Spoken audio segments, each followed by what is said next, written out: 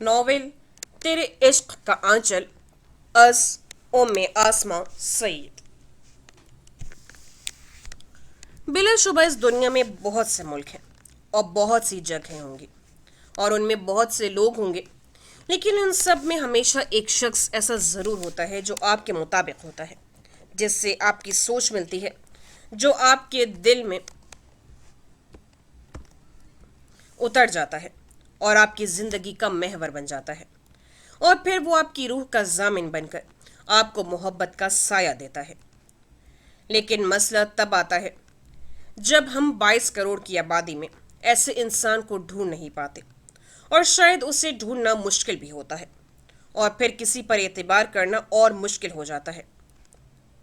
ایسا نہیں ہے کہ مجھے اب کسی پر اعتبار نہیں رہا یا میں نے امید چھوڑ دی ہے، بس میرے پاس وقت بہت کم ہے۔ شاید سب کے پاس وقت کم ہوتا ہے، یہ میں نہیں جانتی، لیکن میرے سے وقت اب روٹھنا شروع ہو گیا ہے۔ لوگ نہ جانے اتنے کم وقت میں کیسے اپنی ہزاروں خواہشات پوری کر لیتے ہیں، لیکن میرے پاس تو ہزاروں خواہشات بھی نہیں ہیں۔ بس ایک ہی خواہش ہے کہ بس وہ ایک شخص مل جائے جس پر میں اعتبار کر سکوں، جس کو میں اپنا مان سکوں، جو میرا مان ہو اور جو صرف میرا ہو۔ اسی خواہش نے میرے اندر کچھ خواب پیدا کیے تھے، ان کو پورا کرنے کا جذبہ تھا جس کے سہارے میرا آج تک سانس چل رہا تھا، اور وہی میرے جینے کی وجہ تھی، اور وہی خواب دن بدن میرے اندر بے چینی پیدا کر رہے تھے، اور یہ بے چینی میری چلتی سانسوں کے تسلسل میں رکاوٹ بن رہی تھی، اور میرے اندر ایک شدت جاگی، دل نے بھی انگڑائی لی، اور میں نے جو خواب دیکھے تھے ان کو پورا کرنے کا سوچ لیا۔ آخر میں نے اس دنیا میں قدم رکھ دیا تھا جہاں میرے خوابوں کی تعبیر مجھے بلا رہی تھی۔ لیکن اچانک پھر یوں ہوا، ایک بھیڑیے نے آ کر میرے خوابوں کو نوچ ڈالا، میرے خوابوں کے بنے شیشے کے پنجرے کو چکنا چور کر دیا، اور میں ان بکھری کرچیوں میں زخمی ہونے لگی، اور وہ زخم میری زندگی کو وقت کی رفتار کے ساتھ ختم کر رہے تھے، لیکن میں پھر بھی جی رہی تھی۔ یہ تو اصول ازل سے تھا کہ انسان نے جینا ہی ہے جب تک اس کی سانس باقی ہے، اور بس میں اپنے ان زخموں کے ساتھ جی رہی ہوں۔ یہ زخم بھر جائیں گے یا نہیں، یہ میں نہیں جانتی، یا مجھے وہ بھیڑیا ہی نگل لے گا جس کے رحم و کرم پر میں ہوں، یا مجھے میرے خواب واپس بلا لیں گے۔ لکھتے ہوئے اس کے قلم کی رفتار ڈائری پر آہستہ ہو گئی تھی، اور آنکھوں سے آنسو کے 2 قطرے ڈائری پر گرتے ہوئے اس کی باتوں پر مہر لگا چکے تھے۔ 5 ماہ پہلے بیگ مینشن میں صبح ہو یا شام وقت ایک جیسا ہی رہتا تھا۔ ایسا لگتا تھا کہ بیگ مینشن سے وقت روٹ گیا تھا، اور وقت کا اس مینشن سے کوئی تعلق بھی نہیں تھا۔ مینشن میں رہنے والے 4 افراد تھے اور باقی ملازمین تھے، انہوں نے بھی چھپ کر روزہ رکھا ہوا تھا۔ ایک سرد سی خاموشی تھی بیگ مینشن میں، جیسے کوئی پر اسرار سی حویلی ہو جو اپنے اندر بہت سے راز چھپائے بیٹھی ہو۔ اسی مینشن کے کمرے میں واش روم میں لگے شیشے کے سامنے زمار بیگ اپنے آپ کو دیکھ رہا تھا، اپنے چہرے پر پھیلی وحشت اور خوف کو دیکھ رہا تھا۔ ایک رات میں کیا سے کیا ہو گیا تھا، اسے اب بھی یقین نہیں آ رہا تھا۔ مسلسل اپنے چہرے پر پانی کے چھینٹے مارتے ہوئے وہ خود کو تسلی دینے کی کوشش کر رہا تھا کہ جو ہوا شاید وہ ایک خواب تھا۔ اس نے اپنی زندگی میں کبھی ایسا وقت نہیں دیکھا تھا جو وہ اب دیکھ رہا تھا۔ مسلسل چہرے کو گیلا کرنے سے اس کے چہرے پر آئی ہلکی سی داڑھی سے پانی کی بوندیں نیچے گر رہی تھیں۔ ساری رات جاگنے کی وجہ سے اس کی آنکھوں کی سرخی میں مزید اضافہ ہو رہا تھا، اس کو اپنا دم گھٹتا محسوس ہو رہا تھا۔ زمار بیگ نے گہری سانس کے ساتھ اپنی شرٹ کے 2 بٹن کھولے تھے، لیکن حالت ویسی کی ویسی تھی۔ زمار بیگ مسلسل اسی حالت میں رہتے ہوئے اپنے آپ کو یہ یقین نہیں دلا پایا تھا کہ جو ہوا وہ ایک خواب نہیں تھا، ایک حقیقت تھی جو کبھی بدل نہیں سکتی تھی۔ تو اس نے غصے سے اسے شیشے کو چکنا چور کر دیا تھا جو اس کی حقیقت کی عکاسی کر رہا تھا۔ ایک گہری سانس کے ساتھ اس نے اپنے ہاتھ سے بہتے خون کو پانی میں بہا دیا تھا۔ واش روم سے نکلتے ہی اس نے اپنے ہاتھ پر پٹی باندھی اور ساتھ ہی موبائل پر کال ملا دی۔ دوسری جانب بولنے والے کی آواز اس کی حالت بتا رہی تھی کہ اس کی حالت بھی زمار بیگ سے کچھ کم نہیں تھی۔ میں نے بولا نا کہ 9 بجے آفس پہنچ جانا تو پہنچ جانا، سمجھ آ گئی؟ آواز میں اس قدر غصہ اور روب تھا کہ دوسری جانب سے بس ہاں میں جواب آیا اور کال بند ہو گئی۔ الماری سے بلیک کلر کا 3 پیس سوٹ نکلتے ہوئے اس نے گہری سانس لی تھی اور گردن موڑ کر بیڈ پر پڑے فون کو دیکھا تھا۔ آج ناشتہ نہیں کر کے جاؤ گے؟ مرتضی بیگ نے اپنے بیٹے کو باہر جاتے دیکھا تو بولے۔ زمار اپنے ڈیڈ کی آواز سن کر وہیں رک گیا۔ دونوں ہاتھ پینٹ کی پاکٹ میں تھے۔ وہ ان سے بھی سب کچھ چھپا گیا تھا جو کل رات سے اپنے آپ سے چھپا رہا تھا۔ آپ کو پتہ ہے میں ناشتہ نہیں کرتا، پھر بھی پوچھ رہے ہیں؟ آواز بے تاثر تھی۔ جواب سرد مہری سے دیا گیا تھا۔ مرتضی بیگ یہ جانتا تھا لیکن پھر بھی اسے زمار بیگ سے بات کرنی تھی۔ وہ صبح کی روشنی پھیلنے سے پہلے ہی جیسے ہی گھر آیا اس کی حالت مرتضی بیگ دیکھ چکا تھا۔ اس نے کوشش کی کہ شاید وہ بتا دے، لیکن وہ اپنی باتیں کب بتانے والوں میں سے تھا۔ باپ اور بیٹے کے درمیان ایک دیوار تو اسی دن بن گئی تھی جب مرتضی بیگ کی وجہ سے اس کی بیوی شہناز اور زمار بیگ کی ماں بیڈ پر پڑی اپنی زندگی کے باقی دن پورے کر رہی تھی۔ اس سے پہلے مرتضی بیگ کچھ اور پوچھتا، زمار وہاں سے چلا گیا تھا۔ زمار صاحب، سب بورڈ ممبرز میٹنگ روم میں آ چکے ہیں۔ آج کی میٹنگ آپ نے یوں اچانک بلائی ہے تو وہ سب پوچھ رہے ہیں۔ زمار کے سیکرٹری نے زمار کے آفس آتے ہی اسے آگاہ کیا تھا۔ ہاں ضروری تھا، اس لیے بلایا تھا۔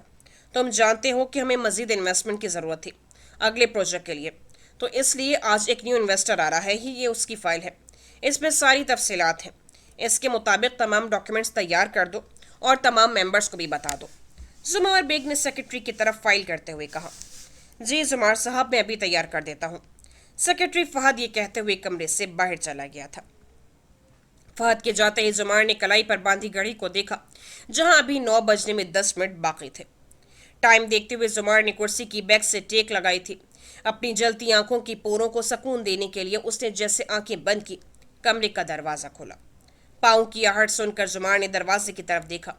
گلابی رنگ کی لانگ شرٹ، نیچے سفید رنگ کا ٹراؤزر پہنے، دوپٹہ گلے میں ڈالے، بالوں کا جوڑا بنائے جس میں کچھ بال کی لٹیں نکل کر اس کے چہرے پر پڑ رہی تھیں۔ اپنی جادوئی شخصیت کی وجہ سے وہ اس سادہ سی ڈریسنگ میں بھی زمار بیگ کو اپنی طرف کھینچ رہی تھی۔ تم آ گئی؟ زمار بیگ نے فوراً اس کے چہرے کا جائزہ لیتے ہوئے کہا جس پر رات کی تاریکی چھائی ہوئی تھی۔ تم نے آنے کو کہا تھا۔ مختصر سے جواب کے ساتھ وہ کرسی پر بیٹھ گئی تھی۔ دونوں میں ایک پل کے لیے خاموشی چھا گئی تھی، جیسے دونوں کے پاس الفاظ ختم ہو گئے ہوں۔ تم سوئی نہیں کیا؟ زمار نے اس گہری خاموشی کو توڑتے ہوئے کہا۔ جب دل میں سکون نہ ہو تو پھر کروٹیں بھی بے چین ہو جاتی ہیں، اس لیے نہ ہی آنکھ لگ رہی تھی اور نہ ہی رات کٹ رہی تھی۔ اس کی بات کرتے ہوئے آنکھوں میں نمی آ گئی تھی۔ مہرش، سب ٹھیک ہو جائے گا۔ زمار یہ کہتے ہوئے اپنی کرسی سے اٹھ کر مہرش کے سامنے والی کرسی کو اس کے قریب کرتے ہوئے اس کے پاس بیٹھ گیا۔ کیسے سب ٹھیک ہوگا زمار؟ مہرش نے آنسو حلق میں اتارتے ہوئے کہا تھا۔ میری طرف دیکھو مہرش۔ زمار نے نرمی سے مہرش کے ہاتھ کو اپنے بائیں ہاتھ میں پکڑا تھا۔ وہ اپنا زخمی ہاتھ مہرش کو دکھا کر مزید پریشان نہیں کرنا چاہتا تھا۔ جس درد اور تکلیف سے تم گزر رہی ہو میں اسے محسوس کر سکتا ہوں۔ تم اکیلی نہیں ہو، میں ہوں تمہارے ساتھ، ہمیشہ تمہارے ساتھ رہوں گا۔ زمار کے ان 2 بول کو سن کر جس کی مہرش کو شاید کل رات سے ضرورت تھی، خود پر قابو نہیں رکھ پائی اور وہ آنسو کا طوفان جو اس نے اپنے اندر قید کر رکھا تھا وہ برس پڑا تھا۔ چپ، بس اب نہیں رونا، میں ہوں نا، سب ٹھیک ہو جائے گا، میرے ہوتے ہوئے کچھ نہیں ہوگا تمہیں۔ زمار نے مہرش کا سر اپنے کندھے پر رکھتے ہوئے اس کے بالوں پر نرمی سے ہاتھ پھیرا تھا۔ اتنے میں دروازے پر دستک ہوئی۔ 1 منٹ رکو، زمار نے اونچی آواز میں کہا۔ باہر جو سیکرٹری فہد پیپرز تیار کر کے لے کر آیا تھا وہیں رک گیا تھا۔ تم جاؤ اور جا کر اپنا حلیہ ٹھیک کرو، اور ٹرسٹ میں سب ہینڈل کر لوں گا۔ اوکے، اب جاؤ۔ زمار نے مہرش کے رخسار سے آنسو صاف کرتے اسے کمرے میں بنے ڈریسنگ روم میں جانے کو کہا، جس پر مہرش نے روتے ہوئے مثبت میں سر ہلایا اور ڈریسنگ روم کی طرف چل دی۔ آ جاؤ فہد، زمار نے سیکرٹری کو آواز دی اور دوبارہ اپنی کرسی پر جا کر بیٹھ گئے۔ یہ لیں زمار صاحب، سب پیپرز تیار ہیں۔ فہد نے فائل ٹیبل پر رکھ دی تھی۔ زمار صاحب، آپ کے ہاتھ کو کیا ہوا ہے؟ زمار کے ہاتھ کو دیکھتے ہوئے فہد یکدم چونک گیا تھا۔ کچھ نہیں، تم جاؤ میٹنگ روم میں، ہم بس آ رہے ہیں۔ فہد کی بات پر آنکھیں چرا گیا تھا۔ فہد زمار بیگ کا سیکرٹری ہونے کے ساتھ ساتھ اس کا یونیورسٹی فیلو بھی تھا۔ ٹھیک ہے، جیسے آپ کہیں۔ فہد نے مزید کچھ نہیں کہا اور کمرے سے باہر چلا گیا۔ थोड़ी देर बाद ही जुमार महरिश के साथ मीटिंग रूम में दाखिल हुआ था। सब मीटिंग रूम में मौजूद थे। जुमार महरिश के साथ टेबल के सामने पड़ी कुर्सी के पास आकर खड़ा हो गया। अस्सलाम वालेकुम। आप सब लोगों को यहाँ बुलाने का मकसद तो फहद ने आपको बता दिया होगा, तो वक्त ज़ाया किए बगैर मैं आप सब से अपने नए पार्टनर और इन्वेस्टर का तारुफ करवा देता हूँ। इनसे मिले। ये हैं महरिश अली, हमारी इस कंपनी का एक नया चेहरा। जुबान की आवाज़ जैसे ही फहद के कानों में पड़ी, जो आंखें लैपटॉप पर जमाए बैठा था, तो उसने चौंक कर महरिश की तरफ देखा, जिसे सब बड़ी खुशदिली से वेलकम कर रहे थे। महरिश। फहद के मुंह से महरिश के नाम के साथ चेहरे पर भी मुस्कुराहट आ गई थी। आज 4 साल बाद उसने महरिश की शक्ल देखी थी। सुबह फजर की अजान कान में पड़ते ही अब्बासी हाउस के बाहर एम्बुलेंस की आवाज़ सुनाई दी, और साथ ही गेट की बेल के साथ किसी ने दरवाजे को तोड़ने के अंदाज में खटखटाया था। वो जो हमेशा नमाज के लिए अलार्म लगाकर सोती थी, आज उसकी आंख अलार्म के बगैर उसी तूफान के शोर से खुल गई थी, और ये तूफान उसकी जिंदगी को अब तबाह करने वाला था। जल्दी से अपने खोले बिखरे बालों को जूड़ा बनाते हुए वो बेड से उठकर बाहर की तरफ भागी। आ रहा हूँ, क्या हो गया है? गार्ड ने आंखें मलते हुए दरवाज़ा खोला। वो भी नींद की वादियों में पूरा खोया हुआ था। बुरहान अब्बासी का घर यही है क्या? पुलिस इंस्पेक्टर ने सलाम करने के बजाय अपना रोब झाड़ते हुए कहा। जी जी जी, यही है। गार्ड ने पुलिस को देखते हुए घबराहट के साथ पुलिस के पीछे खड़ी एम्बुलेंस और पुलिस वैन को देखते हुए कहा। घर में कोई मर्द है तो बुला कर लाओ। इंस्पेक्टर की आवाज़ में बेरहमी साफ दिखाई दे रही थी। लहजा ऐसा था कि कभी अखलाक नाम की चीज़ उसके पास से छूकर भी नहीं गुजरी होगी। जी, मैं बुलाता हूँ। पुलिस वाले की बात सुनकर गार्ड भागता हुआ अंदर की तरफ गया, जहां हसीब अब्बासी पहले से शोर सुनकर बाहर आ रहा था, जिसके पीछे उसकी बीवी दरख्शा भी शोर सुनकर आ रही थी। क्या हुआ शाहिद, ये शोर कैसा है? हसीब ने गार्ड से पूछा। साहब जी, वो बाहर पुलिस आई है और साथ एक एम्बुलेंस भी है। शाहिद अपनी घबराहट को कंट्रोल नहीं कर पा रहा था, साथ ही उसका सांस भी फूला हुआ था। पीछे हटो, मैं देखता हूँ। हसीब ये कहते हुए बाहर का रास्ता लिया। दरख्शा पीछे खड़ी सुन रही थी। उसके चेहरे पर परेशानी साफ दिखाई दे रही थी। उसने सर उठाकर देखा तो वो ऊपर सीढ़ियों में ही खड़ी थी। क्या हुआ भाभी, सब ठीक है ना? ब्लैक कलर के लॉन्ग नाइट मैक्सी पहने अनीजा जल्दी से नंगे पांव सीढ़ियां उतरते नीचे आ रही थी। पता नहीं उनेजा, क्या हुआ है? अल्लाह खैर करे, तुम्हारे भाई देखने गए हैं। दरख्शा ने उनेजा का हाथ थामते हुए कहा। हम भी चलते हैं। क्या हुआ होगा बाहर? भाई अकेले होंगे और बाबा जान भी घर पे नहीं है। उनेजा ने परेशानी से कहा तो दरख्शा ने भी मुस्बत में सर हिलाते हुए उनेजा का साथ दिया और वो दोनों गेट की तरफ चली गई थी। आपकी कोई गलत फहमी हुई होगी। किसी और की डेड बॉडी आप कैसे हमारे घर ला सकते हैं? हमारे बाबा जान ने कभी नशा किया ही नहीं। और ये पुलिस मुकाबला, ये सब आप क्या कह रहे हैं? हसीब को इंस्पेक्टर की बात सुनकर उसे यकीन नहीं आ रहा था। वो पुलिस वालों से उलझ रहा था। ये सारी बातें दरख्शा के साथ साथ उनेजा ने भी सुन ली थी। ठीक कह रहे हैं भाई, पुलिस वालों को ऐसा कैसे हो सकता है? उनेजा को तो अपने कानों पर यकीन नहीं आ रहा था जब उसके कानों में पुलिस वाले की आवाज़ गूंजी। अगर आप हमारी बात पर यकीन नहीं कर रहे और लाश को नहीं देखना चाहते तो आपकी मर्जी है, लेकिन इससे पहले ये देख लें सामान जो हमें इनसे मिला है, इनकी गाड़ी में। और ये रहा बुरहान अब्बासी साहब का आईडी कार्ड। अब भी आप यकीन नहीं करेंगे? पुलिस वाले ने बुरहान अब्बासी साहब का आईडी कार्ड और बाकी का सामान हसीब के हाथ में थमा दिया था, जिसको देखते ही जहां हसीब के कदम लड़खड़ा गए थे, वहां अंदर खड़ी उनेजा के जिस्म से तो जैसे जान निकल गई थी। उसे ये सब ख्वाब लग रहा था, जैसे कयामत से पहले ही कयामत देख ली हो उसने। ऐसा नहीं हो सकता, नहीं हो सकता। उनेजा ने दरख्शा का हाथ छोड़ते हुए बाहर को भागी थी। दरख्शा भी उसके पीछे भागते हुए गई थी। नहीं भाई, ऐसा नहीं हो सकता। ये मेरे बाबा जान नहीं हो सकते। वो तो कहकर गए थे वो सुबह आ जाएंगे। आप कह देना ये मेरे बाबा जान नहीं हो सकते। उनेजा हसीब के बाजू को खींचते हुए कह रही थी, और वो बहुत बड़े एम्बुलेंस के पास खड़ा था। वो कैसे इस हकीकत से इनकार कर सकता था जिसको उससे कुछ सेकंड पहले देखा था, अपने बाप को सफ़ेद चादर में लिपटे देखा था। वो तस्दीक कर चुका था। पुलिस वालों में से एक ने बढ़कर फिर से बुरहान अब्बासी के चेहरे से कपड़ा हटाया था, जिसको देखते ही उनेजा वहीं अपना होश गंवा बैठी थी। उसकी आंखों के सामने अपने बाबा जान का चेहरा आते ही जो अब्दी नींद सो रहे थे, उसकी आंखों के आगे अंधेरा छा गया था। उसके कानों में बस एम्बुलेंस की आवाज़ और पुलिस वैन की आवाज़ें सुनाई दे रही थीं। जो आहिस्ता आहिस्ता वो भी खत्म हो चुकी थी। अब्बासी साहब के घर में एक बार फिर मातम छा गया था। पहले रुकैया बेगम के इस दुनिया से चले जाना और अब बुरहान अब्बासी का। उनैसा और हसीब को यूं अकेले छोड़कर चले जाना किसी कयामत से कम नहीं था। सुबह ही तो वो लाहौर मीटिंग के लिए निकले थे और अगली सुबह उन्हें देखना नसीब नहीं हुई थी। मेरे बाबा जान, नशा नहीं कर सकते भाई, आप क्यों नहीं समझ रहे? ये सब झूठ बोल रहे हैं, आप उनकी बातों पर यकीन मत करें प्लीज। उनैसा अपने बाप की मैयत के पास बैठी रो रो कर अपने भाई से फरियाद कर रही थी। हसीब भी इन बातों पर यकीन न करता अगर उसने शराब की बोतल न देखी होती, और उस पर बुरहान अब्बासी साहब की उंगलियों के निशानात थे, और उनके अल्कोहल के टेस्ट की रिपोर्ट में भी ये सब लिखा था कि वो नशे की हालत में गाड़ी चला रहे थे, और उनके पास वो पिस्टल भी बरामद हुई थी जो वो हमेशा अपने पास रखते थे, और उनकी पिस्टल से 4 गोलियां भी निकल चुकी थीं। और पुलिस चेक पोस्ट पर ना रुकने की वजह से उनकी और पुलिस वालों के दरमियान फायरिंग हुई थी जिसमें उनकी हलाकत हो गई थी। उनैसा, खुद को संभालो, ये सच है और तुम इसे जितनी जल्दी कबूल कर लोगे तुम्हारे लिए यही बेहतर होगा।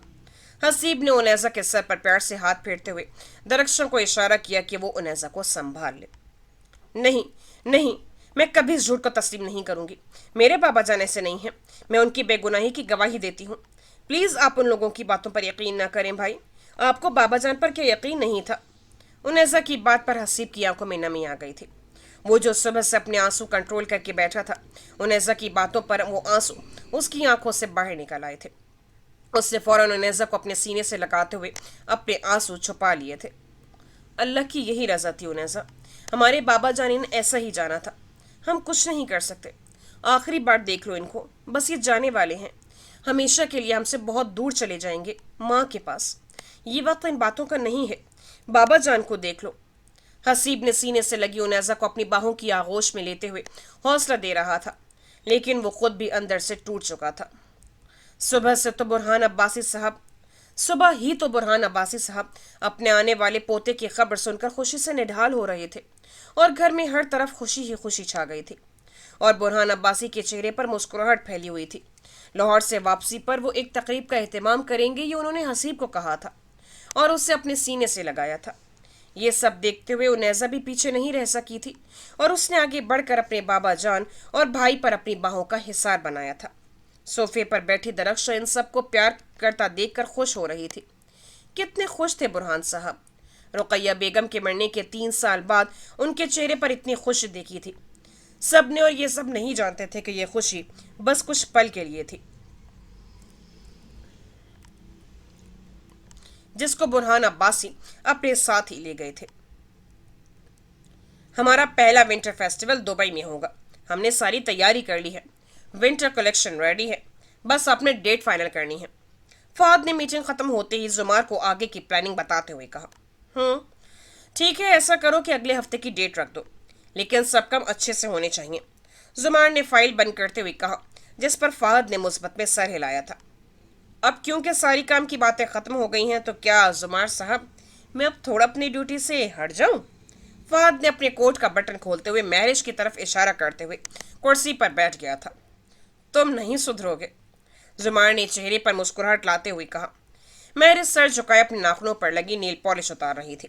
उसे खबर भी नहीं थी कि फहद और जुमार उसके बारे में बात कर रहे हैं। महरिश, आप हमें सुन रही हैं क्या? फहद ने महरिश के चेहरे के पास चटखी बजाते हुए कहा, जिस पर महरिश चौंक गई थी। हाँ, क्या कहा? महरिश ने दोनों की तरफ देखते हुए कहा। उफ, वही अदा और वही लाताल्लुक़ी। महरिश, आप अभी तक वैसी ही हैं। फहद के कहने पर महरिश ने आंखों में हैरत लिए जुमार की तरफ देखा। यूनिवर्सिटी में महरिश सबसे पॉपुलर लड़की थी, अपनी खूबसूरती की वजह से भी और अपनी खुश अखलाक़ी की वजह से भी। इसलिए महरिश ने कभी किसी को याद नहीं रखा था कि कौन उस पर फिदा है और कौन उससे बात करने के लिए बेचैन है। फहद भी उन लड़कों की लिस्ट में शामिल था जब महरिश की एक मुस्कुराहट के लिए दिन रात दुआएं मांगता था। ये फहद है, हमारा क्लास फेलो भी था, तुम शायद नहीं जानती इसे, लेकिन मैं इसे अच्छी तरह से जानता हूँ। जुमार ने आंखें सुकेड़ते हुए फहद की तरफ देखा। ओह अच्छा, आई एम सॉरी, मुझे याद नहीं है, यूनिवर्सिटी छोड़े मुझे 4 साल हो गए हैं, तो इसलिए बस जुमार के अलावा किसी को याद रखने की ज़रूरत ही पेश नहीं आई। महरिश अनजाने में फहद के चेहरे से मुस्कुराहट ले गई थी, जो महरिश को देखकर कब से खुश हो रहा है। आपने तो मेरा दिल ही तोड़ दिया है। لیکن خیر، میں اب پہلے جیسا فہد نہیں ہوں، میں ایک عدد شادی شدہ فہد ہوں، اس لیے بے فکر ہو جائیں۔ فہد کی بات پر مہرش یک دم مسکرا دی۔ ایک عدد؟ Very nice. دو عدد بھی کوئی شادی شدہ ہوتا ہے کیا؟ مہرش ہنس کر فہد سے بات کر رہی تھی اور زمار مہرش کی طرف دیکھ رہا تھا۔ اتنے گھنٹوں میں اس نے اب جا کر مہرش کے چہرے پر مسکراہٹ دیکھی تھی۔ آنکھوں میں پیار لیے زمار نے اپنی مسکراہٹ کو ہونٹوں میں دبا لیا تھا۔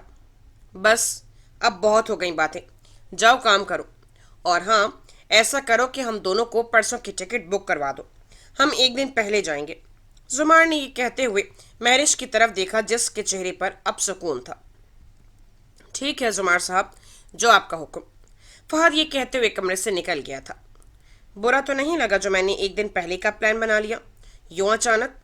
زمار جو کرسی کی بیک سے ٹیک لگائے بیٹھا تھا، اس نے تھوڑا جھک کر مہرش کی طرف دیکھتے ہوئے کہا، نہیں، بالکل بھی نہیں۔ مہرش نے ہلکی مسکراہٹ کے ساتھ جواب دیا تھا۔ نواز ڈیڈ کہاں ہیں؟ صبح سے نظر نہیں آ رہے۔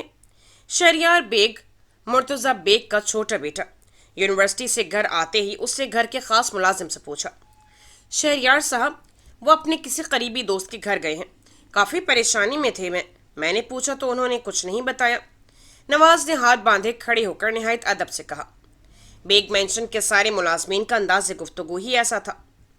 اوکے، اور ہاں، کتنی بار کہا ہے کہ میرے سامنے یوں ہاتھ باندھ کر مت کھڑے ہوا کرو، پتہ نہیں کب سمجھ آئے گی آپ کو۔ شہریار نے آنکھوں میں غصہ لیے نواز کی طرف دیکھا جس کے چہرے پر مسکراہٹ تھی۔ بس ایسے ہی میری بات ہنس کر ٹال دیا کرو۔ اچھا ٹھیک ہے، میں کمرے میں ہوں، جیسے ڈیڈ آئیں تو مجھے بتانا، شہریار نے کہا اور اپنے کمرے کی طرف چل دیا۔ انیزا بیٹا، تم اتنی پریشان کیوں ہو؟ تمہیں یقین ہے نا اپنے بابا جان پر؟ آپ کے بابا جان ایسا کچھ نہیں کر سکتے تو آپ پریشان نہیں ہو۔ وہ وقت ابھی دور ہے جس کو جاننے کے لیے تم پریشان ہو رہی ہو، اس لیے وقت سے پہلے پریشان ہونا چھوڑ دو۔ اپنے بابا جان پر یقین رکھو۔ یہ کہتے ہوئے برہان عباسی نے انیزا کے ہاتھ سے اپنا ہاتھ الگ کیا تھا۔ آپ مجھے چھوڑ کر مت جائیں بابا جان، میرے سوا آپ کا کوئی نہیں ہے، مت جائیں پلیز بابا جان۔ انیزا، انیزا اٹھو، کیا ہوا؟ کوئی برا خواب دیکھ رہی ہو؟ درخشاں نے انیزا کو نیند میں چلاتے ہوئے سنا تو فوراً اس کے کمرے کی طرف چلی آئی۔ انیزا سوئے ہوئے پسینے میں بھیگی ہوئی تھی۔ درخشاں نے انیزا کو جھنجھوڑ کر اٹھانے پر انیزا نے فوراً اپنی آنکھیں کھولیں۔ بھابھی، وہ بابا جان میرے خواب میں آئے تھے۔ انیزا نے فوراً اٹھتے ہوئے درخشاں کا ہاتھ اپنے ہاتھوں میں لیا۔ انیزا، وہ تم سے بہت پیار کرتے تھے، اس لیے وہ تمہارے خواب میں آئے تھے، اس میں پریشانی والی کون سی بات ہے؟ اچھی بات نہیں ہے کہ وہ تمہیں خواب میں بھی نظر آتے ہیں، انہوں نے ابھی تک تمہیں اکیلا نہیں چھوڑا ہوا۔ درخشاں نے انیزا کے ہاتھ پر گرفت مضبوط کرتے ہوئے اسے حوصلہ دیا تھا۔ لیکن بھابھی، بابا جان کہہ رہے تھے کہ وہ بے قصور ہیں، مجھے ان پر یقین رکھنا چاہیے۔ انیزا کی آنکھوں میں آنسو آ گئے تھے۔ انیزا کی بات سن کر درخشاں نے گہرا سانس لیا۔ انیزا، تم میری چھوٹی بہنوں کی طرح ہو، اس لیے یہ بات سمجھا رہی ہوں۔ آج بابا جان کو ہم سے الگ ہوئے 1 ہفتہ ہونے والا ہے اور تم ابھی تک انہی باتوں میں پھنسی ہوئی ہو۔ تمہاری یونیورسٹی سے کالز آ رہی ہیں، تمہارے فائنل پیپرز شروع ہونے والے ہیں۔ اگر تم ایسے ہی خود کو ایک کمرے میں بند کر کے رکھو گی تو کیا تمہارے بابا جان کو دکھ نہیں ہوگا؟ وہ کیا چاہتے تھے کہ تم اپنی پڑھائی مکمل کرو اور لیکچرار بنو، تو کیا تم اپنے بابا جان کا خواب ادھورا چھوڑ دو گی؟ دیکھو نیزا، مرنا اور اس دنیا سے جانا ہمارے ہاتھ میں نہیں ہے، اور نہ ہی ہم یہ جانتے ہیں کہ ہماری موت کہاں اور کیسے لکھی ہے۔ یہ سب اللہ تعالیٰ جانتے ہیں، اور جب ہم اپنے پیاروں کو کھو دیتے ہیں تو وہ جب اللہ کے پاس جاتے ہیں تو پتہ ہے وہ وہاں تب خوش ہوتے ہیں جب وہ یہ دیکھتے ہیں کہ ان کے پیارے بچے ان کی خواہش اور خوشی کو پورا کر رہے ہیں جو وہ اپنی زندگی میں چاہتے تھے۔ اب جو تم کر رہی ہو، کیا بابا جان کو وہاں دکھ نہیں ہوگا؟ اور تم کیا چاہتی ہو کہ وہ دکھی رہیں وہاں؟ بولو انیزا، تمہیں ہمت سے کام لینا ہوگا۔ اوکے، سمجھ رہی ہو نا میری بات کو؟ اور اپنے بھائی کو دیکھو جو تمہارے لیے دن رات پریشان ہے، وہ بھی تو تم سے کتنا پیار کرتا ہے۔ تم نے اپنا بابا جان کھویا ہے تو کیا اب اپنے بھائی کو بھی کھونا چاہتی ہو؟ درخشاں کی بات سنتے ہی انیزا درخشاں کے گلے لگ کر پھوٹ پھوٹ کر رو رہی تھی۔ آج درخشاں نے اس کے اندر کے خوف کو ختم کر دیا تھا کہ وہ اب اس دنیا میں اکیلی ہے اور اسے اس حقیقت کو تسلیم کرنے کا حوصلہ دیا تھا کہ اس کے بابا جان اب کبھی واپس نہیں آئیں گے، اور اب وہ مزید رو کر اپنے بابا جان کو وہاں اللہ کے پاس دکھی نہیں دیکھنا چاہتی تھی، اور ان کے خواب کو پورا کرے گی جو خواب اس کی ماں رقیہ نے اور اس کے بابا جان برہان عباسی نے دیکھا تھا۔ سورج کے غروب ہونے کا نظارہ کتنا دلکش لگتا ہے۔ مہرش زمار کے ساتھ دبئی کے جمیرہ بیچ کے پاس شام کے وقت ٹھنڈی ریت پر بیٹھی ڈوبتے سورج کو دیکھ رہی تھی۔ آج ان کے دبئی کا ونٹر لوکیشن فیسٹیول ختم ہو گیا تھا۔ صبح ان دونوں کی فلائٹ تھی۔ زمار مہرش کو لے کر ساحل سمندر دکھانے لے آیا تھا۔ مہرش کی بات سن کر زمار نے سورج سے نظریں ہٹا کر مہرش کی طرف دیکھا۔ لیکن تمہاری اس خوبصورتی اور دلکشی کے آگے تو یہ منظر کچھ بھی نہیں ہے۔ زمار کی بات پر مہرش نے گردن موڑ کر زمار کی طرف دیکھا، جس کی آنکھیں اس کے چہرے کے ایک ایک نقوش کو اپنے اندر سما رہی تھیں۔ زمار تم بھی نہ کوئی موقع ہاتھ سے نہیں جانے دیتے، مہرش نے مسکراتے ہوئے کہا۔ جب میں نے تمہیں ہاتھ سے جانے نہیں دیا تو موقع کیسے ہاتھ سے جانے دوں؟ زمار نے مہرش کے ہوا سے اڑتے بالوں کو کان کے پیچھے کرتے ہوئے اس کا ہاتھ اپنے ہاتھ میں لیا تھا۔ یہ تو تم نے سچ کہا، اور پوری یونیورسٹی جانتی تھی کہ زمار مہرش کبھی الگ نہیں ہو سکتے۔ مہرش یونیورسٹی کا ٹائم سوچ کر ہنس پڑی تھی۔ تو دیکھ لو پھر، مان گئی ہو نا زمار بے کو اور اس کی محبت کو۔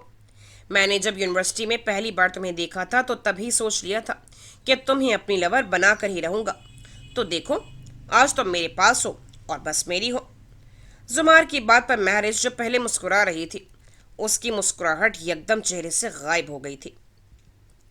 لور؟ بس یہاں تک تھا تمہارا سفر؟ میں اس سے آگے تمہاری کچھ نہیں بن سکتی کیا؟ مہرش نے چہرے پر ڈر اور خوف کے ملے جلے تاثرات لیے کہا تھا۔ جہاں زمار بیگ اس کے پیار میں پاگل تھا، وہاں مہرش کی محبت زمار کے لیے لازوال تھی۔ یونیورسٹی کے وقت سے لے کر اب تک مہرش کی سوچ زمار سے شروع ہو کر اسی پہ ختم ہوتی تھی۔ ہاں، بس یہیں تک تو سفر تھا میرا اور تمہارا۔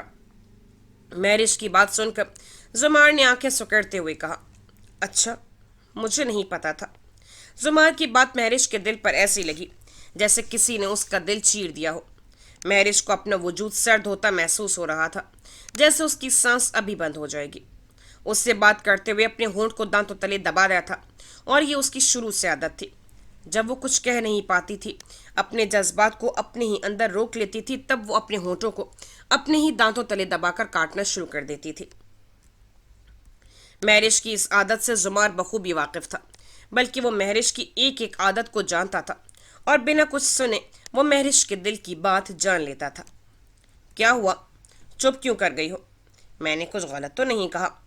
زمار مہرش کی حالت دیکھتے ہوئے بمشکل اپنی ہنسی کنٹرول کر پا رہا تھا۔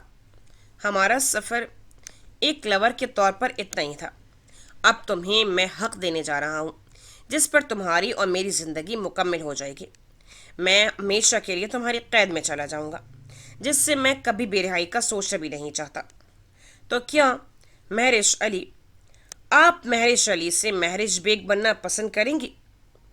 زمار کی بات سن کر مہرش، جو پہلے ایک صدمے میں تھی، اب اس کی آنکھوں سے آنسو نکل پڑے تھے۔ زمار تم بھی نہ، مہرش نے اپنے ہاتھوں کی پوچھ سے اپنے آنسو صاف کرتے ہوئے ہلکی مسکراہٹ کے ساتھ کہا تھا۔ تم نے ایسا سوچ بھی کیسے لیا کہ میں تمہیں چھوڑ دوں گا اپنی لور بنانے کے بعد؟ ہاں بولو، تمہیں میری زندگی کا حاصل ہو، اور میں تمہیں کبھی خود سے الگ نہیں کر سکتا۔ پاکستان جاتے ہی گھر میں ڈیڈ سے بات کروں گا، بلکہ بتاؤں گا، اور بس کچھ دن میں ہی تمہیں ہمیشہ کے لیے میری ہو جاؤ گی۔ زمار نے مہرش کے چہرے کو اپنے ہاتھوں میں لیتے ہوئے کہا، جس پر مہرش کے گال سرخ پڑ گئے تھے۔ انیزا، تیار ہو جاؤ، ازلان آیا ہے۔ میں نے اسے کہا تھا کہ وہ ہسپتال جانے سے پہلے تمہیں یونیورسٹی چھوڑ دے۔ آج کافی دنوں کے بعد جا رہی ہو، جلدی سے تیار ہو کر نیچے آ جاؤ۔ درخشاں انیزا کو اٹھاتے ہوئے کہہ کر نیچے ناشتہ بنانے چلی گئی تھی۔ انیزا آج اتنے دنوں بعد یونیورسٹی جا رہی تھی، اس لیے درخشاں نہیں چاہتی تھی کہ وہ اکیلی جائے۔ اس لیے اس نے اپنے چھوٹے بھائی کو بلا لیا تھا، جو اپنی میڈیکل کی تعلیم مکمل کرنے کے بعد ایک اسپتال میں انٹرن کے طور پر جاب کر رہا تھا۔ درخشاں کے جاتے ہی انیزا نے اپنی آنکھوں کو ملتے ہوئے گھڑی پر ٹائم دیکھا، جہاں 7 بج رہے تھے۔ آنکھوں کو ملتے ہوئے وہ بیڈ سے نیچے اتری اور واش روم کی طرف چلی گئی تھی۔ واش روم سے فریش ہو کر باہر آ کر شیشے کے سامنے کھڑے ہو کر اپنے آپ کو دیکھ رہی تھی۔ وہ آنکھیں جن میں ہمیشہ ایک چمک رہتی تھی اور बुरहान साहब हमेशा कहते थे कि मेरी बच्ची मुस्कुराए या ना मुस्कुराए, इसकी आंखें हमेशा मुस्कुराती रहती हैं। ये सब सोचते हुए उनेजा की आंखों में नमी आ गई थी, जो उसने फौरन रोक ली थी। अपने से किया हुआ वादा वो तोड़ना नहीं चाहती थी। चेहरे पर मसनूई मुस्कुराहट लिए खुद को नॉर्मल करने की कोशिश कर रही थी, जिसमें वो बार बार नाकाम हो रही थी। उनेजा हो गई तैयार। दरक्षा के कमरे में आते ही उनेजा फौरन शीशे के सामने से हट गई थी। ओ शुक्र है तुम तैयार हो गई हो, मैं तो समझी तुम अभी तक सो रही होगी। अब जल्दी से नीचे आ जाओ, नाश्ता ठंडा हो जाएगा। मैं तुम्हारे भाई को भी बुला देती हूँ। दरक्षा की बात पर उनेजा ने मस्बत में सर हिलाया था और दरक्षा के कमरे से बाहर चली गई थी। दरक्षा के जाते ही उनेजा ने गहरा सांस लेते हुए एक बार फिर से अपने आप को शीशे में देखा था। ब्लैक कलर के फुल सूट में वो ऐसी ही लग रही थी जैसे अभी भी उसकी जिंदगी से गम के साए खत्म नहीं हुए थे। कमरे से बाहर निकलते ही उनेजा की नजर हसीब के कमरे की तरफ पड़ी। साथ ही उसे दरक्षा की बात याद आ गई कि हसीब उसके लिए बहुत परेशान है। यही सोचते हुए उनेजा ने अपने कदम हसीब के कमरे की तरफ मोड़ लिए थे, लेकिन जैसे ही उसने कमरे के दरवाजे पर दस्तक देने के लिए हाथ बढ़ाया, अंदर से आती आवाज को सुनकर उनेजा का हाथ वहीं रुक गया था। प्लीज हसीब, उनेजा के सामने ऐसी कोई बात मत करिएगा जिससे वो मजीद परेशान हो जाए। उसने बड़ी मुश्किल से खुद को संभाला है और कमरे से बाहर आ गई है। अगर आप उसे बाबा जान के केस के मुतालिक बता देंगे कि कैसे आपको डरा कर इस केस को ख़त्म करने का कहा था पुलिस वालों ने। हम सब जानते हैं कि ये सब पुलिस वालों की गलती है, लेकिन पुलिस वाले अगर ये सब कुछ कर सकते हैं तो वो मज़ीद भी इससे बड़ा कर सकते हैं। और उनेजा का सोचें, अगर आपको कुछ हो गया तो उसकी क्या हालत होगी। अपने आने वाले बच्चे का सोचें। आपके सिवा अब हमारा कोई नहीं है, तो प्लीज़ उनेजा को कुछ मत बताना, वो मज़ीद परेशान हो जाएगी। दरक्षा की बात सुनकर हसीब ने उसकी हाँ में हाँ मिला दी थी। वो भी ये नहीं चाहता था कि उसने अपनी माँ को खोने के बाद बाबा जान को खो दिया था और अब वो मज़ीद किसी अपने को खो दे। दरक्षा और हसीब की बातें सुनकर उनेजा का हाथ बेजान सा होकर नीचे हो गया था। शायद भाई आप खुद गर्ज हो रहे हैं, और आपका खुद गर्ज होना भी बनता है, क्योंकि आप भी बाप बनने वाले हैं और आप अपनी बहन से बहुत प्यार करते हैं और मोहब्बत इंसान को खुद गर्ज बना ही देती है। लेकिन मैं अपने बाबा जान को इंसाफ दिला कर रहूँगी और उनकी बेगुनाही साबित करके रहूँगी। ये मेरा आपसे और बाबा जान से वादा है। उनेजा ने अपने आंसू को हलक में उतारते हुए सांस को अंदर की तरफ खींचा था और साथ ही कमरे का दरवाज़ा नॉक किया और अंदर आ गई थी। हसीब ने जैसे ही उनेजा को अंदर आते देखा, उसके चेहरे पर मुस्कुराहट आ गई थी, जिसको देखते ही उनेजा ने भी हल्की सी मुस्कुरा दी थी। तुम अब ठीक हो? अजलान ने गाड़ी का दरवाज़ा खोलते हुए उनेजा की तरफ देखा था। हाँ मैं ठीक हूँ, भाभी ने ऐसे ही तुम्हें डिस्टर्ब किया। मैं चली जाती यूनिवर्सिटी, पहले भी तो जाती थी। उनेजा ने गाड़ी के दरवाजे पर हाथ रखते हुए अजलान की तरफ देखा था, जो आंखों में हजारों सवाल लिए उनेजा की तरफ देख रहा था। नहीं, मुझे कोई प्रॉब्लम नहीं, मेरी आज शाम की ड्यूटी थी इसलिए मैं आ गया। अजलान ने यह कहते हुए गाड़ी का दरवाज़ा बंद कर दिया था और दूसरी जानिब आते हुए ड्राइविंग सीट पर बैठ गया था। यूनिवर्सिटी के आधे रास्ते तक दोनों में खामोशी रही। उनेजा विंडो की तरफ चेहरा किए अपनी सोचों में गुम थी, जब उसके कानों में अजलान की आवाज़ पड़ी। तुम्हारी अंकल से कोई बात हुई थी? मेरा मतलब उनकी डेथ से पहले। दरक्षा ने अजलान को सख्ती से मना किया था कि वो उनेजा से कोई बात ना करे, लेकिन अजलान जो जानता था उसको मद्देनजर रखते हुए उसका उनेजा से बात करना ज़रूरी था। क्या मतलब? कैसी बात? उनेजा अजलान की बात पर चौंक गई थी। मेरा मतलब है कि अंकल जब लाहौर जा रहे थे तो उन्होंने तुम्हें कोई कॉल की हो या बात की हो, कुछ कहा हो? अजलान बात करते हुए उनेजा की तरफ देखा, जो हैरत से अजलान की ही तरफ देख रही थी। नहीं, मुझे बाबा जान ने कोई कॉल नहीं की, बस उनकी शाम को कॉल आई थी कि वो मुझे याद कर रहे थे, क्योंकि मैंने भी उनसे ज़िद की थी साथ जाने की, लेकिन उन्होंने मना कर दिया था। उनेजा ने यह कहते हुए अजलान की तरफ देखा, जिसके चेहरे पर अब परेशानी आ गई थी। तुम ऐसा क्यों पूछ रहे हो? उनेजा की बात पर अजलान ने साइड शीशे से पीछे आती ट्रैफिक को देखा और गाड़ी को आहिस्ता करते हुए सड़क के साइड पर खड़ी कर दी थी। गाड़ी को रोकते हुए अजलान ने अपना रुख उनेजा की तरफ किया था। उनेजा देखो, मैं तुमसे ऐसे तो पहले भी बात करता था, लेकिन तुम्हारी बात में कभी कोई शक नहीं होता था, जो आज मैं महसूस कर रहा हूँ।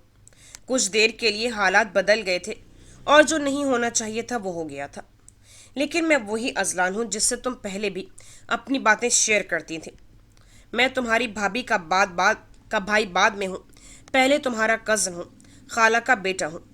तो तुम मुझसे अब बातें कैसे छुपा सकती हो? अजलान की बातें उनैज़ा की समझ में नहीं आ रही थी कि वो क्या चाह रहा था। अजलान, मैं नहीं समझ पा रही कि तुम क्या कहना चाहते हो। मैं सच कह रही हूँ, मेरी बाबा जान से बस यही बात हुई थी और कुछ भी नहीं कहा उन्होंने। उनैज़ा अब बात करते हुए उसकी आवाज़ कपकपा गई थी। उनैज़ा का जवाब सुन के अजलान ने गहरा सांस लिया। वो सोच भी नहीं सकता था कि बुरहान साहब उसे जाने अनजाने में वो जिम्मेदारी दे गए थे जिसे वो पूरी करने की हिम्मत नहीं रखता था। ठीक है, आई एम सॉरी। मुझे लगा कि तुम मुझसे कुछ छुपा रही हो, इसलिए मुझे बुरा लगा। अजलान ने यह कहते हुए गाड़ी फिर से स्टार्ट कर दी थी, लेकिन उसके कानों में बुरहान अब्बासी की बातें गूंज रही थी। यूनिवर्सिटी के बाकी के रास्ते में फिर से दोनों में खामोशी छा गई थी। लो, आ गई तुम्हारी यूनिवर्सिटी। और हाँ, जब फ्री हो जाओ तो मुझे कॉल कर देना, मैं लेने आ जाऊंगा। यहाँ पास में ही हूँ। अजलान ने उनैज़ा की तरफ देखते हुए कहा, जिसकी रंगत अब मजीद पीली पड़ चुकी थी। अजलान की बात सुनते हुए उनैज़ा ने मस्बत में सर हिलाया और गाड़ी का लॉक खोलने के लिए जैसे ही हाथ बढ़ाया, अजलान की आवाज़ पर वहीं रुक गई थी। उनैज़ा, मैं तुम्हारे साथ हूँ। खुद को अकेला मत समझना। कोई भी मुश्किल या परेशानी हो या तुम बेहतर महसूस ना करो तो मुझे किसी भी वक्त कॉल कर सकती हो। उन अजलान की बात सुनकर उनैज़ा ने हल्की सी मुस्कुराहट दी और गाड़ी का दरवाज़ा खोलते हुए बाहर आ गई थी। उनैज़ा जैसे यूनिवर्सिटी के गेट के अंदर दाखिल हुई, अजलान ने गाड़ी स्टार्ट की और वहां से चला गया। उनैज़ा अजलान की बातें सोचते हुए चल रही थी जब उसका टकराव किसी मजबूत चीज से हुआ। उनैज़ा के हाथ में पकड़ा मोबाइल और किताब हाथ से छूट गई थी और वो गिरते गिरते बची थी। Oh, I am sorry, I am sorry. आपको कहीं लगी तो नहीं? जुमार बेग, जो अक्सर शहरियार को यूनिवर्सिटी छोड़ने आया था और यहाँ से तालीम मुकम्मल होने के बाद भी वो अक्सर अपने टीचर से मिलने आ जाता था, आज भी शहरियार को यूनिवर्सिटी छोड़कर वो अपने टीचर से मिलकर वापस गेट की तरफ जा रहा था जब उसकी टक्कर उनैज़ा से हुई थी। सॉरी बोलते हुए उसने जल्दी से उनैज़ा की तरफ देखा, जो अपने मोबाइल और किताब को ज़मीन पर पड़े देख रही थी। उसके अंदर इतनी हिम्मत नहीं थी कि वो अपने सामने खड़े शख्स को उसकी लापरवाही पर कुछ सुना सके। अपनी आंखों से ब्लैक सनग्लासेस उतारते हुए जुमार बेग ने जल्दी से ज़मीन पर पड़ा मोबाइल और किताब उठाकर उनैज़ा की तरफ किया था। उनैज़ा अभी भी उसी पोजीशन में खड़ी थी। जुमार बेग उनैज़ा के चेहरे को देख रहा था, जिसकी नजरें अभी भी जमीन पर थीं। चेहरे पर उदासी, पीली रंगत, आंखों के गिर्द से हल्के और आंखों में सदियों की उदासी और खुशखूंट, जिसे देखते ही जुमार बेग हैरान हो गया था। वो कहीं से भी स्टूडेंट नहीं लग रही थी। ऐसा लग रहा था कि वो कोई मरीजा थी जो अस्पताल से सीधा यहाँ आ गई थी। एक्सक्यूज मी, ये आपकी किताब। जुमार बेग की भारी गंभीर आवाज़ जैसे ही उनैज़ा के कान में पड़ी, उसने एक नज़र उठाकर जुमार बेग की तरफ देखा और फिर खामोशी से जुमार बेग के हाथ से किताब और उस पर रखा मोबाइल पकड़ते हुए आगे की तरफ बढ़ गई थी। अजीब लड़की थी, बहुत ही अजीब, पागल सी। कुछ कहा भी नहीं और ना ही बोली कुछ। पहली बार ऐसी लड़की देखी है मैंने। जुमार बेग ने उनैज़ा को जाते हुए हैरत से देखा और साथ ही अपनी आंखों पर दोबारा से ग्लासेस लगाते हुए यूनिवर्सिटी से बाहर आ गया। इतने दिनों के बाद यूनिवर्सिटी जाना और सबको फेस करना बहुत मुश्किल लग रहा था। वो जो इतने दिनों से खुद को हौसला देकर मजबूत कर रही थी, सबके पूछने पर वो फिर से कमज़ोर पड़ रही थी। आज का दिन यूनिवर्सिटी में उनैज़ा ने जैसे भी करके गुजार लिया था। वापसी पर अजलान उसे लेने आ गया था। दोनों में खामोशी थी। अजलान ने भी बात करना मुनासिब नहीं समझा था। आप ही को मेरा सलाम कहना। मैं आ जाता अंदर, लेकिन मुझे अस्पताल जाना है। घर के बाहर गाड़ी रोकते हुए अजलान ने उनैज़ा को कहा। मुख्तसर सा जवाब देकर उनैज़ा गाड़ी से उतर गई थी और अजलान अस्पताल के लिए निकल गया था। अस्सलाम वालेकुम भाभी, मैं आ गई हूँ, घर में दाखिल होते हुए उनैज़ा ने कहा और जैसे अपने कमरे की तरफ जाने के लिए मुड़ी थी, उसे ड्राइंग रूम में हसीब की आवाज़ सुनाई दी। उनैज़ा ने अपनी कलाई पर बंधी घड़ी को देखा, जहाँ दोपहर के 3 बज रहे थे। इस वक्त हसीब ऑफिस में होता था, लेकिन आज घर पर किसके साथ बातें कर रहा था? कहीं हसीब भाई बाबा जान के केस के बारे में तो किसी से बात नहीं कर रहे। यही सब कुछ सोचते हुए उनैज़ा के कदम वहीं रुक गए थे। क्या हुआ उनैज़ा, ऐसे क्यों खड़ी हो? दरख्शां के हाथ में चाय की ट्रे थी। किचन से निकलते हुए उसने उनैज़ा को देख लिया था। दरख्शां की आवाज़ पर उनैज़ा एकदम चौंक गई। नहीं भाभी, कुछ नहीं, वो बस हसीब भाई आज घर पे हैं। अंदर कौन आया है? उनैज़ा ने अपनी घबराहट को छुपाते हुए कहा। उनैज़ा, तुम फ्रेश हो जाओ, फिर तुम्हें आकर बताती हूँ। अभी मैं ये चाय दे आऊँ। दरख्शन ने उनैजा को आंखों से ट्रे की तरफ इशारा करते हुए नरम लहजे में कहा। ठीक है, उनैजा ने गहरे सांस के साथ कहा और अपने कमरे की तरफ चली गई थी। इतना कुछ होने के बाद अब वो किसी भी नागहानी हालात का सामना करने को तैयार थी। थोड़ी देर बाद ही दरख्शन उनैजा के कमरे में आई। उनैजा। दरख्शन ने अंदर आते ही उनैजा को आवाज़ दी। उनैजा कमरे में नहीं थी। दरख्शन वॉशरूम की तरफ गई तो उसे शावर की आवाज़ सुनाई दी। वहां से पलटते ही दरख्शन उनैजा की अलमारी की तरफ बढ़ी।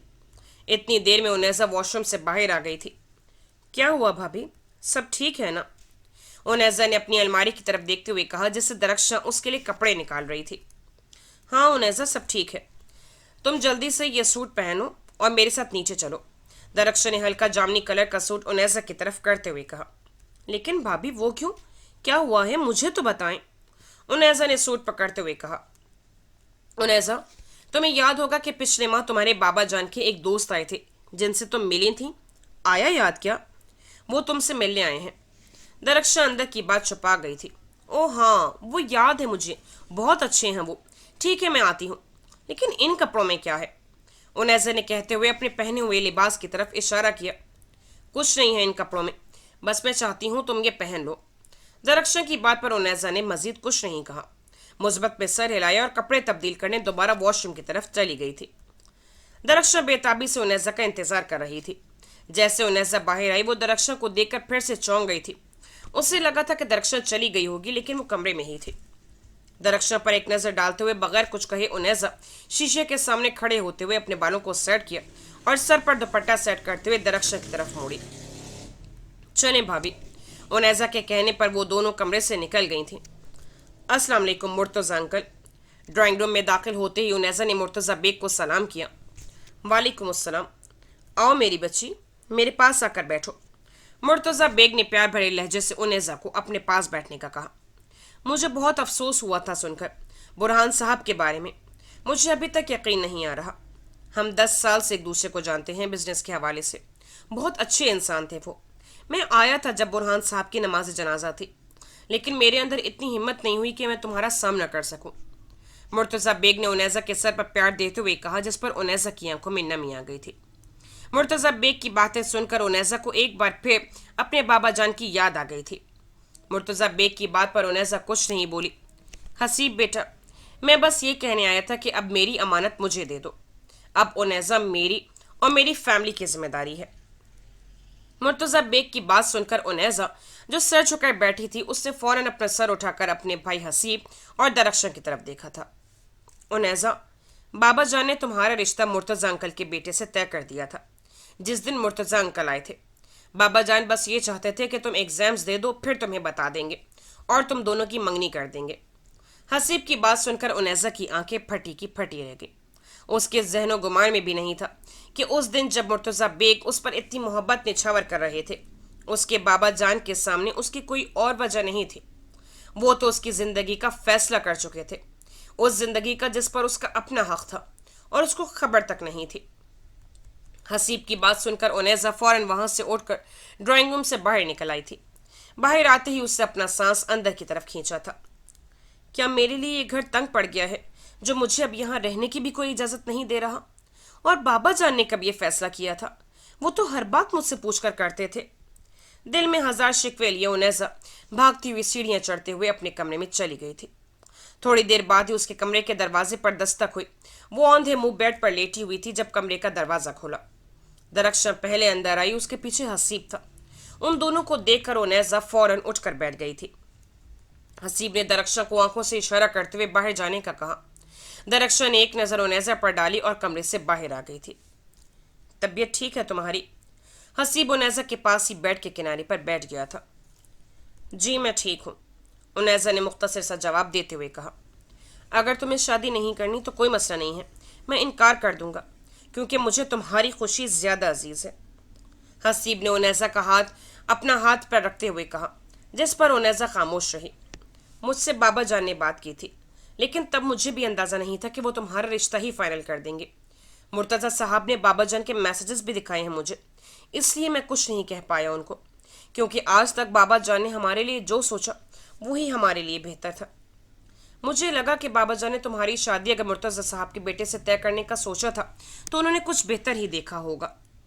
लेकिन अगर तुम राजी नहीं हो तो मैं साफ इनकार कर दूंगा। हसीब ने बात मुकम्मल करते हुए उनैजा की तरफ देखा था। आज उसके चेहरे पर गहरी खामोशी थी। वो उनैजा जो बातें करके उसके सर में दर्द लगा देती थी, आज खामोशी से आंखें झपकाए बगैर वो हसीब को देख रही थी। मुझे कोई एतराज़ नहीं है हसीब भाई। बाबा जान की अगर इसमें रजामंदी थी तो मुझे भी कोई एतराज़ नहीं है, उनैजा ने संजीदा लहजे में कहा और फिर चुप कर गई थी। उसे आज अपने भाई के चेहरे पर वो परेशानी दिखाई दे रही थी जिसको वो बयान नहीं कर सकती थी। वो उस पर ऊपर से तो खुद को मजबूत रख रहा था, लेकिन अंदर से वो भी टूट चुका था। उनैजा ने हसीब के चेहरे को देखते हुए एक लम्हे में फैसला कर लिया था कि वो अब अपने भाई को किसी मुश्किल में नहीं डाल सकती। मुझे खुशी हुई कि तुम राजी हो गई हो। मैं मुर्तज़ा साहब को कॉल करके डेट फिक्स करने का कहता हूँ, तब तक तुम्हारे पेपर्स भी हो जाएंगे। हसीब ने चेहरे पर मुस्कुराहट लाते हुए कहा और कमरे से बाहर आ गया था। हसीब के जाते ही उनैजा बेड पर ढेर हो गई थी। उसकी नज़र छत पर लग गई थी। क्या किसी ऐसे शख्स के साथ जिंदगी गुजारी जा सकती है जिसको एक नज़र भी ना देखा हो, ना बात की हो, उसकी पसंद नापसंद भी ना पता हो और ना ही उससे मोहब्बत हो? क्या मैं ऐसे शख्स पर एतबार कर सकती हूँ जिसको मैं अपनी सारी जिंदगी उसके हवाले करने जा रही हूँ, जिसका मैं नाम तक नहीं जानती? खुद से सोचते हुए नैजा ने गहरा सांस लिया और उठकर बैठ गई थी। शायद मेरे पास यही एक रास्ता है जिससे मैं अपने बाबा जान को बेगुनाह साबित कर सकूंगी। यहाँ हसीब भाई कुछ नहीं करने देंगे और अजलान उसको इस मामले में नहीं डाल सकती। एक यही रास्ता है, लेकिन क्या वो मुझ पर एतबार करेगा, मेरे साथ कदम मिलाकर चलेगा, मेरी मदद करेगा? मेरे पास सिर्फ यही रास्ता है कि मैं उस पर एतबार करके ये सब बता दूं। मुझे यकीन है वो मेरा साथ ज़रूर देगा। जिसको मैं अपनी ज़िंदगी का मुहाफिज बना रही हूँ वो मेरी मदद ज़रूर करेगा। उनैजा ने सोचते हुए साइड टेबल पर पड़ी अपने बाबा जान और माँ की तस्वीर को उठाकर उस पर होंठ रख दिए थे।